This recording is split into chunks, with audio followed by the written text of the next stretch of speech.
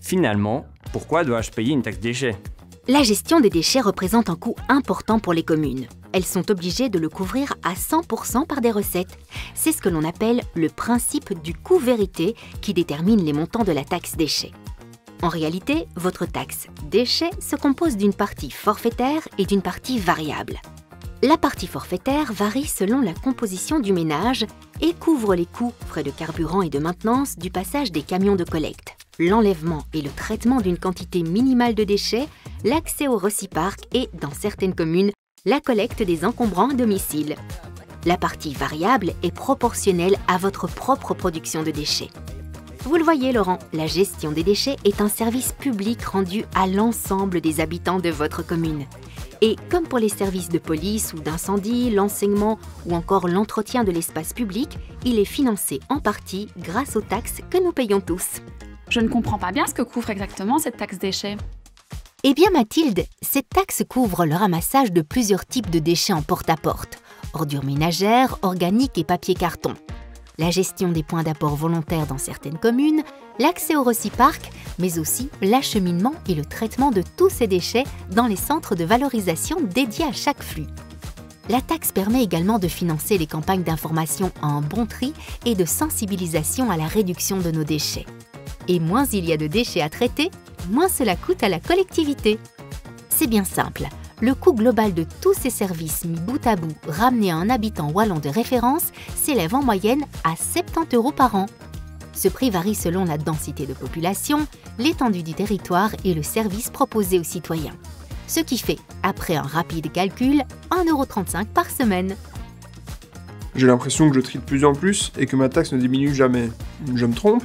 Bien sûr, Louis, que vous triez de plus en plus. Et c'est très bien, car mieux on trie, mieux on recycle. On réduit ainsi la consommation de matières premières et de ressources naturelles, et on diminue la pollution. Cependant, le tri et le recyclage ne sont pas gratuits. Il faut compter les frais d'acheminement des déchets vers les centres de valorisation, le carburant, les frais de maintenance et de fonctionnement des véhicules et des outils de traitement, en ce compris le coût du personnel. Des frais qui augmentent malheureusement régulièrement. De plus, ces centres de traitement représentent d'importants investissements, partagés parfois par plusieurs intercommunales. Les outils doivent toujours s'améliorer sur le plan technique et rester conformes aux normes environnementales de plus en plus sévères. Est-ce que l'on revend les matières que je trie? Oui, mais en partie seulement. Et pour être honnête avec vous, ce n'est pas très rentable et cela peut varier. Et tous les déchets sont loin d'avoir une valeur marchande. Prenons les papiers-cartons par exemple.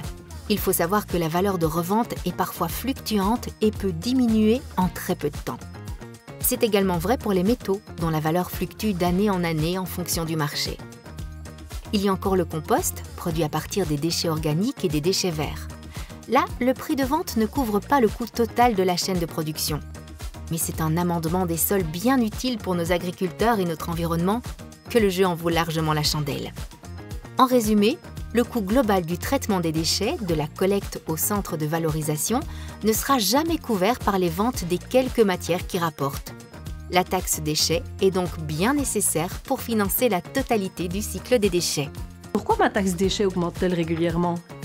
La taxe déchets couvre l'ensemble des coûts liés aux différentes collectes de déchets en porte-à-porte, à la gestion des Reciparc et au traitement de tous les déchets récoltés, déduction faite des recettes de vente de certains d'entre eux. Ce sont les intercommunales wallonnes de gestion des déchets qui s'en chargent et en facturent les frais aux communes.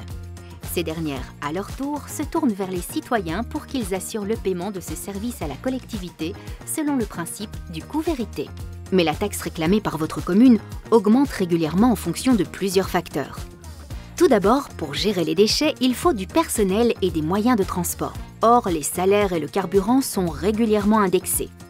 Puis il y a aussi l'augmentation progressive des factures des sous-traitants chargés en partie de cette gestion. Tant le prix du transport des conteneurs des Reciparc vers les centres de valorisation que le prix du traitement de plusieurs flux récupérés dans les Reciparc n'ont cessé d'augmenter ces dernières années. Les derniers facteurs sont l'augmentation des taxes régionales et la réduction, voire la suppression de certains subsides de la Wallonie. Vous voyez Elisabeth, le coût de gestion des déchets suit le coût de la vie, ce qui explique que votre taxe augmente petit à petit. Mais est-ce que la taxe déchets couvre aussi les frais de ramassage des dépôts sauvages? Eh bien non, Émilie, car cette dépense n'entre pas dans le calcul du coût vérité. Ce sont les communes qui décident de la manière dont elles gèrent la propreté publique sur leur territoire et comment elles répercutent ces dépenses aux citoyens. Il est vrai que ces dépôts représentent un coût important pour la collectivité. Ils sont bien entendu interdits et les contrevenants punissables. Quand les auteurs sont identifiés, les frais de ramassage et de traitement des dépôts illicites de déchets leur sont répercutés. Quand cela n'est pas possible, le coût reste à la charge de la commune. Certaines communes englobent le ramassage et le traitement des dépôts sauvages dans une taxe salubrité publique, d'autres dans leur budget général.